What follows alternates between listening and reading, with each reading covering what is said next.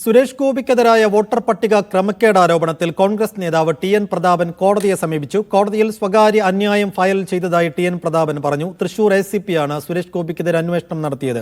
BJP CPM ഡീലിന്റെ ഭാഗമായാണോ ACP-യുടെ സ്ഥലം മാറ്റമെന്ന് സംശയിക്കേണ്ടിയിരിക്കുന്നുവെന്നും TN. Prathapan. Suresh ഗോപിയും കുടുംബാംഗങ്ങളും ഉൾപ്പെടെയുള്ള ആളുകളുടെ 11 പേരുടെ വോട്ട് ഉദാഹരണമായി ചൂണ്ടിക്കാണിച്ചുകൊണ്ട് മണ്ണുത്തി പോലീസ് സ്റ്റേഷനിലും തൃശൂർ സിറ്റി പോലീസ് കമ്മീഷണർക്ക് നൽകിയ പരാതിയിൽ നാളിതുവരെയായും പോലീസ് യാതൊരു തരത്തിലുമുള്ള ഔദ്യോഗികമായ മറുപടിയും നൽകിയിട്ടില്ല. അതിൻ്റെ പശ്ചാത്തലത്തിൽ ഇന്ന് തൃശൂർ ജുഡീഷ്യൽ മജിസ്ട്രേറ്റ് നട്രാജ് പരശുറാം വിശദാംശങ്ങൾ നൽകും. നട്രാജ്, പോലീസ് കേസന്വേഷണം അവസാനിപ്പിക്കുന്നു എന്ന വാർത്ത പുറത്തു വന്നതിന് പിന്നാലെ കോടതിയിലേക്ക് നീങ്ങുന്നു എന്ന ആദ്യ പ്രതികരണം അന്ന് പ്രതാപൻ മീഡിയ വണ്ണിനോടായിരുന്നു നടത്തിയിരുന്നത്. ഇപ്പോൾ കോടതിയിൽ സ്വകാര്യ അന്യായം ഫയൽ ചെയ്തിരിക്കുന്നു. അതിൽ ആവശ്യം എന്താണ്?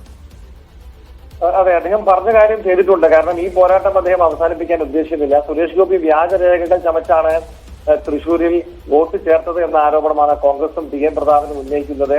സുരേഷ് ഗോപി സമർപ്പിച്ച രേഖകൾ ഉൾപ്പെടെ ലഭിക്കണമെന്നാവശ്യപ്പെട്ട് നേരത്തെ വിവരാവകാശ പ്രകാരം ശ്രമിച്ചെങ്കിലും അത് തെരഞ്ഞെടുപ്പ് കമ്മീഷൻ നൽകിയിട്ടില്ല.